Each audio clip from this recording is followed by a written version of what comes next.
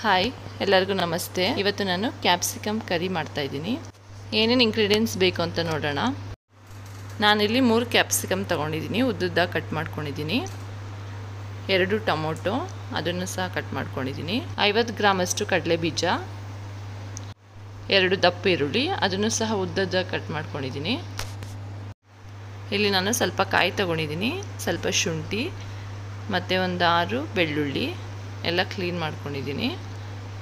ಈಗ ಮಾಡೋದು ಅಂತ ನೋಡೋಣ. ಒಂದು ಬಾಣಲಿ ತೊಗೊಂಡು ಅದಕ್ಕೆ 2 ಟೇಬಲ್ ಸ್ಪೂನಷ್ಟು ಎಣ್ಣೆ ಹಾಕ್ತಾಯಿದ್ದೀನಿ. ಎಣ್ಣೆ ಬಿಸಿ ಆದಮೇಲೆ ಕ್ಯಾಪ್ಸಿಕಮ್ನ ಎಣ್ಣೆ ಒಳಗಡೆ ಹಾಕ್ತಾಯಿದ್ದೀನಿ. ಇದನ್ನು ಜಸ್ಟ್ ಫ್ರೈ ಮಾಡ್ಕೋಬೇಕು. ಒಂದು 50% ಬೇಯೋವರೆಗೂ ಫ್ರೈ ಮಾಡಿಕೊಂಡ್ರೆ ಸಾಕು. ನಮ್ಮದು ಕ್ಯಾಪ್ಸಿಕಮ್ ಇವಾಗ ಅರ್ಧದಷ್ಟು ಬೆಂದಿದೆ. ನಾನಿವಾಗ ಇದನ್ನು ಆರಕ್ಕೆ ಬಿಡ್ತೀನಿ. ಕ್ಯಾಪ್ಸಿಕಮ್ ಕರಿಗೆ ಈಗ ಮಸಾಲ ರೆಡಿ ಮಾಡಬೇಕು. ಹೇಗೆ ಮಾಡೋದು ನೋಡೋಣ.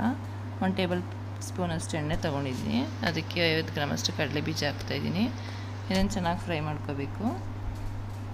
ಇದು ಸ್ವಲ್ಪ ಫ್ರೈ ಆದಮೇಲೆ ಅದಕ್ಕೆ ಕಾಯಿ, ಶುಂಠಿ, ಬೆಳ್ಳುಳ್ಳಿ ಎಲ್ಲ ಹಾಕ್ತಾಯಿದ್ದೀನಿ.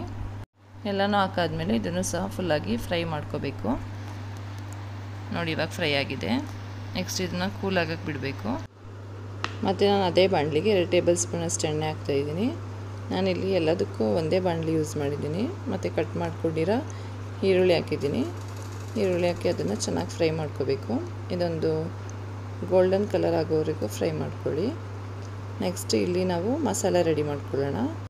ಆವಾಗಲೇ ನಾನು ಕಡಲೆ ಬೀಜ, ಶುಂಠಿ, ಬೆಳ್ಳುಳ್ಳಿ, ಕಾಯಿ ಹುರ್ಕೊಂಡಿದ್ನಲ್ಲ, ಅದು ಇವಾಗ ತಣ್ಣಗಾಗಿದೆ. ಅದನ್ನು ಇವಾಗ ಒಂದು ಮಿಕ್ಸಿ ಜಾರಿಗೆ ಹಾಕ್ಬಿಟ್ಟು ಅದಕ್ಕೆ ಕಟ್ ಮಾಡ್ಕೊಂಡಿರೋ ಟೊಮೊಟೊ ಸೇರಿಸ್ಕೋಬೇಕು.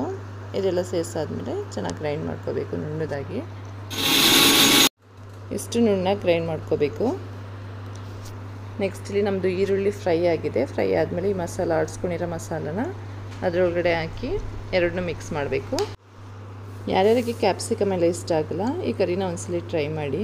ಅವರು ಕೂಡ ಇಷ್ಟಪಟ್ಟೆ ತಿಂತಾರೆ. ರುಚಿಗೆ ತಕ್ಕಷ್ಟು ಉಪ್ಪು,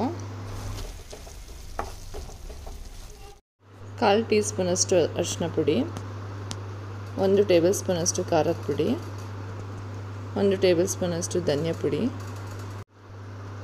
ಇದನ್ನೆಲ್ಲ ಚೆನ್ನಾಗಿ ಮಿಕ್ಸ್ ಮಾಡ್ಕೋತಾ ಇದ್ದೀನಿ.